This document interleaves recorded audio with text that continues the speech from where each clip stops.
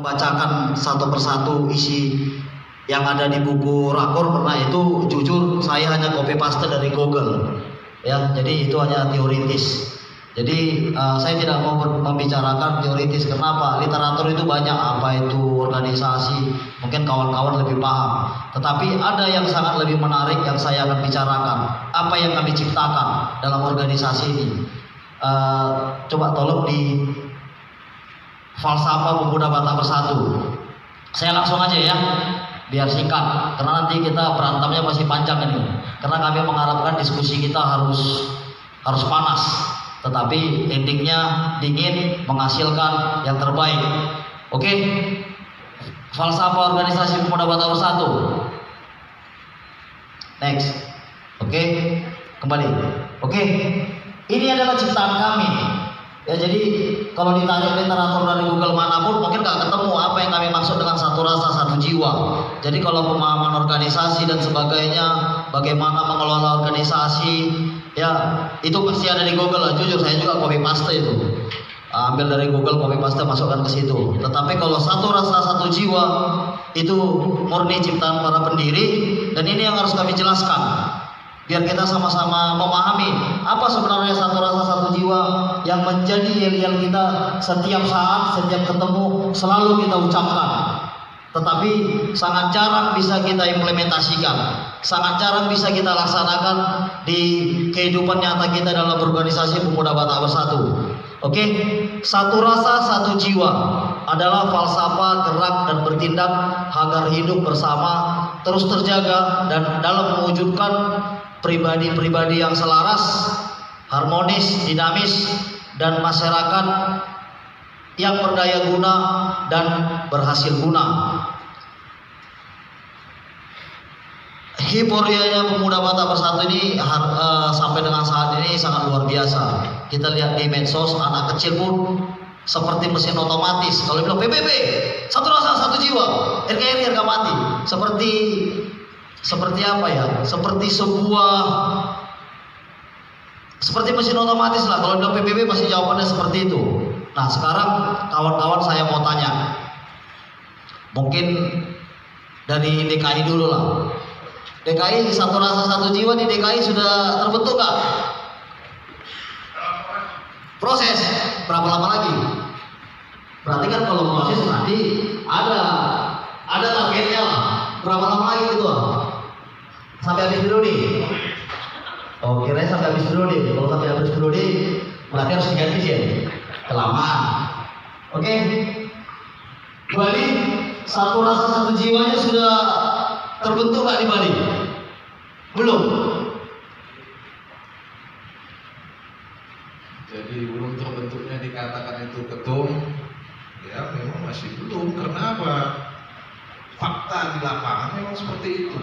Oke. Nah, tetapi kalau memang untuk yang urgen. Ini jawaban yang jujur. Kalau tadi jawabannya kasih PHP, proses katanya kan. Padahal prosesnya kamu nggak tahu. Kami tunggu ya itu ya. Oke, Sumut, Mas Sumut. Nah ini kegiatan malamnya di Bali ini curi-curi ini, sama yang terlambat tadi. Riau, satu rasa satu jiwanya sudah dapat nggak di DPD? Kalau jujur kurang lebih kita sudah dapat. Kurang di lebih Riau satu rasa satu jiwa. Lebih banyak kurangnya atau lebih banyak lebihnya ini? Lebih banyak lebihnya. Lebih banyak lebihnya. Oke, kita tunggu ya. Kita tunggu. Takutnya ulang tahun ini besok masuk masih nggak percaya ini. Siap. Iya, ini organisasi kita ini seru.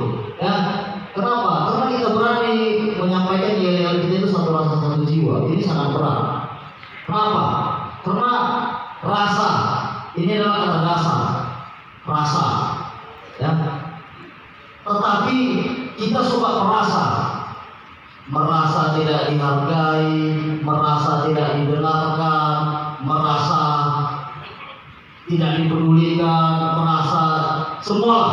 Ini sebenarnya yang merusak dari satu rasa satu jiwa itu, karena ada merasa, ya mungkin atau merasa, sekretaris merasa ketua, bendahara merasa ketua, ketua merasa gak dihargai. Gimana caranya ceritanya satu rasa satu jiwa ini terjadi? Ya kan? Jadi pernah gak merasa seperti itu? Pernah gak mengalami seperti itu? Ketua merasa gak dihargai. Terima kasih Pak Ketua. Ya puji Tuhan, berkat daripada doa dan dukungan dari ketum, sekjen maupun PU. Jadi puji Tuhan tidak ada rasa itu. Buktinya apa? Kami kesini sampai 5 orang kami. Satu rasa. Hidup PBB. Terima kasih. Ya, ini buat panitia musik disuruh 3 datang 5 datang 4. Ini satu rasa satu jiwanya perlu diapresiasi. Nanti pulang tanya kayak apa. Jadi terima kasih. Ini yang harus kita tekankan, rasa. Jangan sampai merasa. Ya, saya banyak jalannya, saya lihat banyak yang merasa. Saya lihat merasa gak dihormati, merasa gak dihargai. Terakhirnya pernah ada muncul dalam hati merasa, sehingga apapun yang disampaikan dia tidak pernah bisa terima. Tetap aja dianggapnya yang menyampaikan itu, inilah pendapatku tidak didengarkan. Terakhirnya adalah konflik, adalah masalah di internal. Jadi satu rasa satu jiwa ini sangat gampang untuk diucapkan, tetapi sangat susah untuk kita jalankan. Tetapi kenapa pendiri pada saat itu berani membidik ini yel kita? Kami mengharapkan satu rasa satu jiwa menjadi sebuah jawaban, sebuah solusi untuk segala permasalahan di organisasi kita. Berikutnya, solidaritas, toleransi, rukun, dan bergotong royong. Ini pendiri ini nggak tahu kata-kata ini dari mana. Bisa seperti apa nih? Seperti apa namanya? Kayak Pancasila kan 5, tapi Pancasila kan kalimatnya panjang-panjang. Ini cuma 4, tetapi hampir seluruh sila, hampir seluruh moto dari seluruh organisasi sepertinya bisa terakomodir dari 4 kata ini. Ya, jadi satu rasa satu jiwa itu tidak akan pernah terbentuk kalau tidak ada kesolidan. Solidaritas bagaimana bisa terbentuk kalau adanya saling menghormati, saling menghargai, dan tidak, bahasa kerennya, bahasa gaulnya apa Chris? Tidak sensitif, ya kan? Karena kalau sensitif muncul nanti di dalam hatinya merasa. Kalau sensi, nanti misalnya rapat berbicara, karena tidak yang disampaikannya tidak menjadi sebuah keputusan, merasa tidak dihargai, sehingga terakhirnya menciptakan kubu-kubu, mulai bikin sayap dia. Misalnya, ini saya jadikan korban DKI dulu lah, ya. Apa boleh buat? Misalnya Ketua Ringo membuat sebuah keputusan, itu kan ketuanya baru. Sebelum dia ketua, saya wakil ketua. Dia kenal dulu OKK. Muncul seperti ini. Kenapa? Tidak bisa berterima dia menjadi seorang pemimpin. Jadi yang wakilnya merasa, kenapa dia ini ada merasa, sehingga terakhirnya setiap apapun diskusi tidak pernah ketemu, tidak pernah ada solusi, tidak pernah ada jawaban, tetap ada masalah. Nah inilah karena ada merasa. Jadi kesolidan ini penting, sangat penting. Menciptakannya sangat susah. Untuk solid ini sangat susah. Kenapa? Kemarin kita sudah dapat pemaparan dari Bapak Jansen Sinamo, karena kita adalah anak raja, buru raja. Semalam mungkin buat kawan-kawan Kebri yang belum dengar pemaparan Pak Jansen Sinamo, saya baru paham juga, ternyata raja yang dimaksud itu anak raja bukan sebagai posisinya sebagai raja, tetapi sikap dan perilakunya lah perilaku raja. Itu notasinya kemarin, notasinya raja. Artinya berbicara pun dia memang bijaksana, membuat sebuah keputusan pun bijaksana, berteman pun bijaksana. Jadi ini harus kita hilangkan istilah selalu anak raja kita. Ternyata intonasinya bukan begitu. Raja artinya kita ini dengan kata-kata raja kita akan bisa saling menjaga perasaan, saling mengerti sama kawan, saling memahami satu sama lain, sehingga solidaritas itu bisa kita dapatkan. Kuncinya solid. Kita tidak perlu yel-yel seperti negeri seberang. Kuat, tegas. Apa yang kuat? Nanti dites buat kamu, ya kan? Kalau kita solid, saya yakin kita kuat. Kalau kita solid, semuanya bisa kita capai. Itu saya yakin. Apapun permasalahannya, kalau kita solid, pasti bisa kita capai, bisa kita pecahkan, kita bisa ambil solusi. Kita tidak perlu kuat, kita tidak perlu tegap, ya kan? Ya, saya aja 1 meter 54 itu pun pakai meteran bangunan. Kalau realnya saya nggak tahu, karena saya nggak pernah mengukur. Karena kebutuhan saya untuk mengukur tinggi badan pun nggak ada. Masuk polisi nggak mungkin, masuk tentara nggak mungkin.